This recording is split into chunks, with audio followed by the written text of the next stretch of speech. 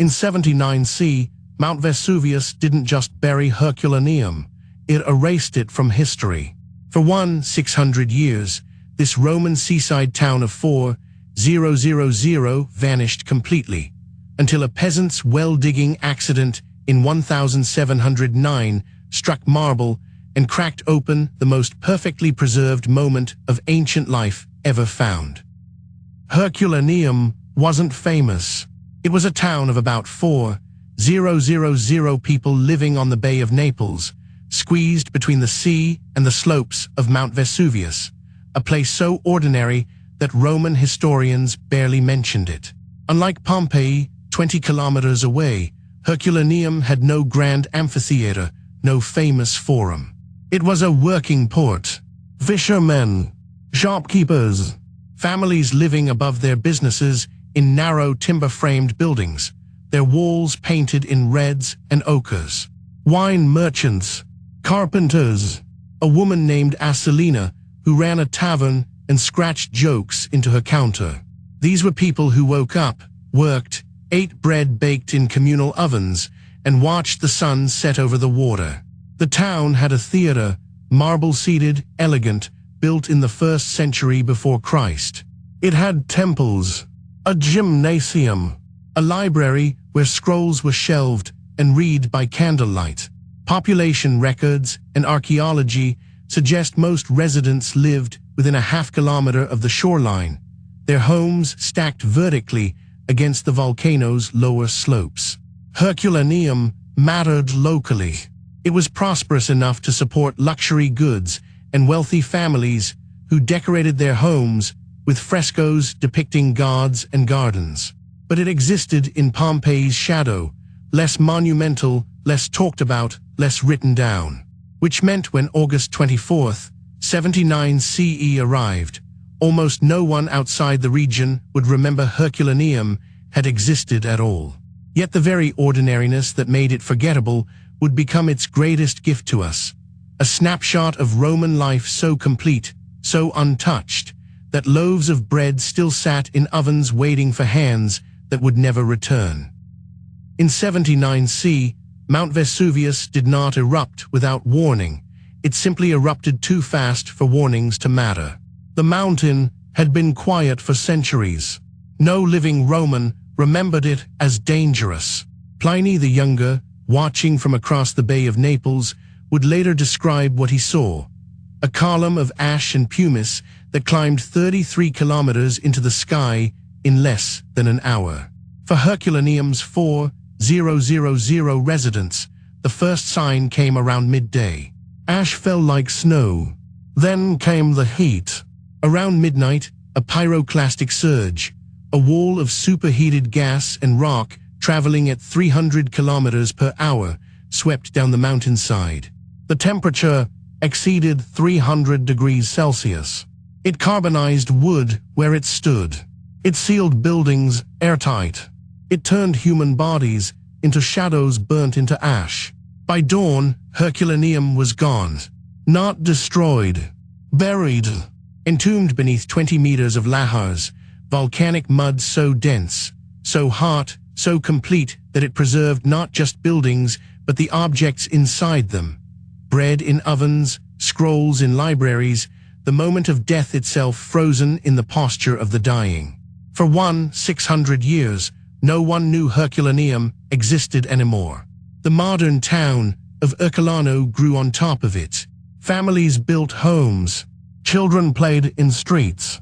Farmers planted crops. No one suspected that below their feet lay an entire Roman city, perfectly preserved, waiting.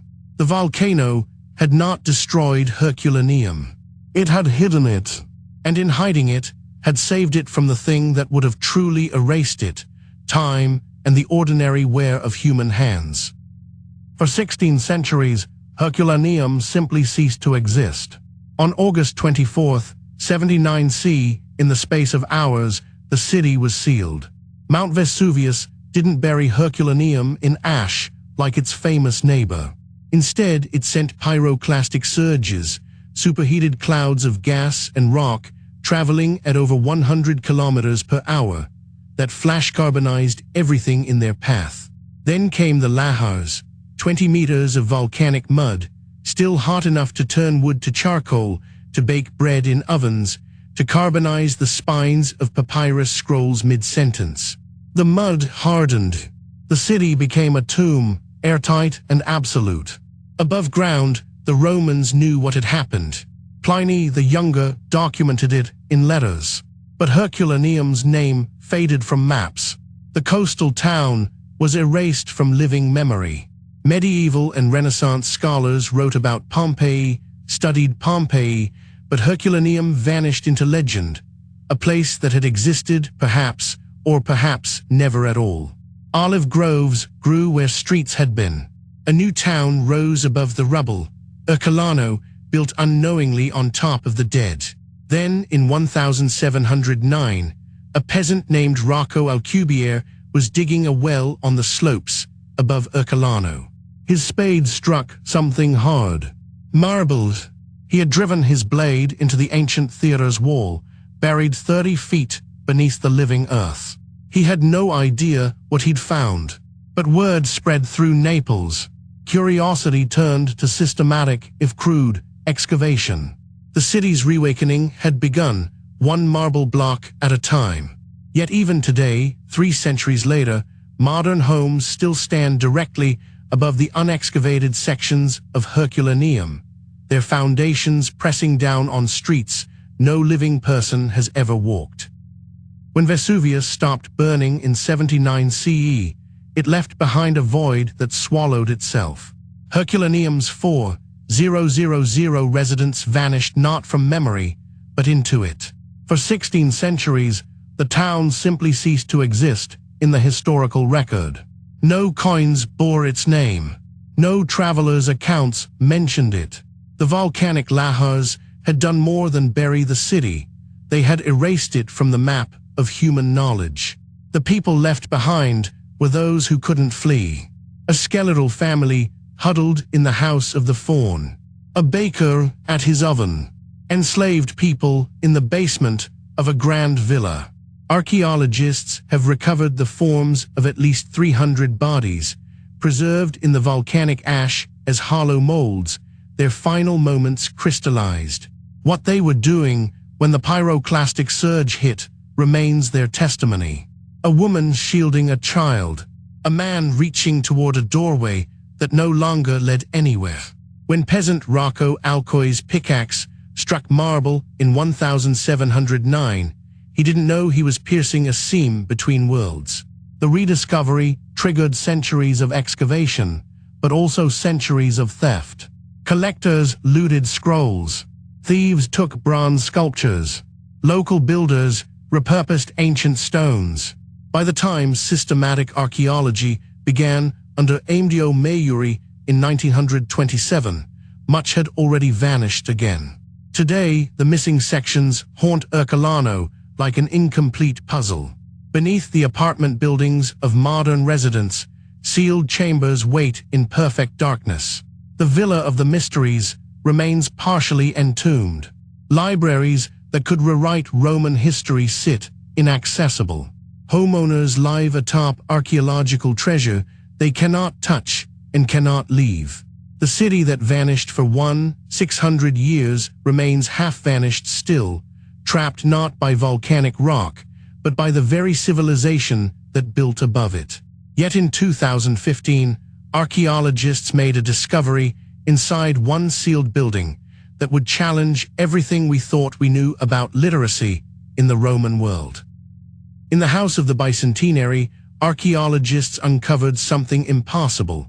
A wooden cabinet, still standing after 900 years, its contents perfectly preserved. Inside were scrolls, hundreds of them, not in a library, not in a scholar's study, in a servant's room.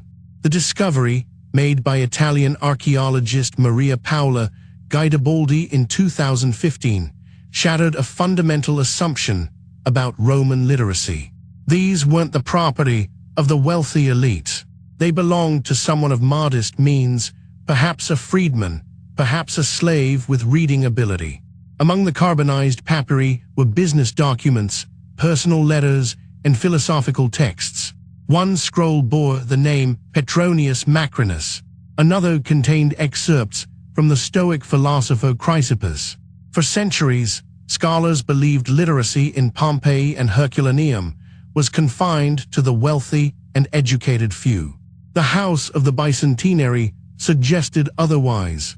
It suggested a world where the ability to read and write permeated deeper into Roman society than previously imagined. Today, the Villa of the Mysteries still stands open to visitors. The House of the Faun remains partially excavated. The House of the Vetii displays its original frescoes. But beneath Ercolano's modern apartment blocks, beneath the homes of 50,000 living residents, lies 75% of Herculaneum, still sealed, still waiting. Archaeologists estimate another 500 to 2,000 buildings remain buried. Most will never be excavated. Property rights, modern development, and the sheer cost of removal make large-scale excavation impossible.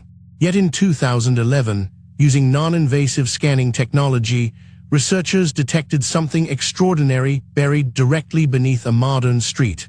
A massive structure, perhaps a grand bath complex or civic building, its outline clear on the instruments, but its contents unknown. Herculaneum teaches us that catastrophe can be a time capsule, preserving not just buildings, but the intimate details of ordinary lives frozen in volcanic ash. Another file is already open: the lost libraries of Alexandria, the sunken city of Atlantis, the mysteries still buried beneath our feet. Help us uncover history's forgotten corners by subscribing to the archive.